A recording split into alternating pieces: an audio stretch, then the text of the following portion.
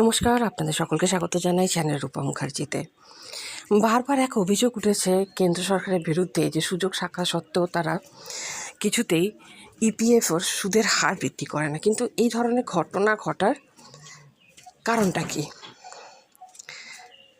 প্রায় 17.5 লক্ষ প্রবীণ আবেদনকারী এর আশায় টাকা ঢেলে আর কতদিন অপেক্ষা করবেন? মাসের পর মাস অপেক্ষা করেও তারা বর্ধিত পেনশন পান না। কিন্তু কেন?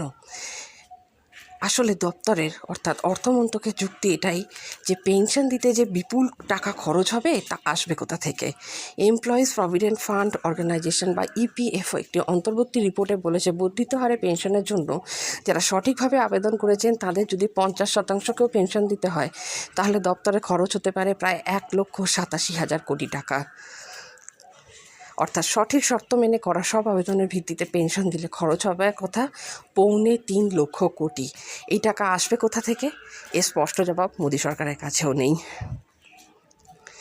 তাই নানা শর্তের ফিকি দেখিয়ে এর মধ্যে 17,49,000 জন যারা অ্যাপ্লাই করেছিলেন তাদের মধ্যে 7,35,000 জনের আবেদন বাতিল করা হয়েছে।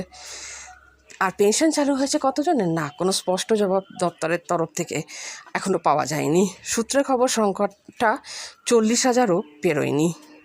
দপ্তরের কর্তারা বলেছেন, পেনশন প্রদান পর্ব চালু হলেও তার অ্যাকচুয়ালি প্রভাব কতটা পড়বে তার হিসেবই শুরু করা হয়নি চূড়ান্তভাবে। তাই কবে টাকাটা বাড়বে তার কোনো স্পষ্ট উত্তর কিন্তু এখনও পাওয়া যাচ্ছে না।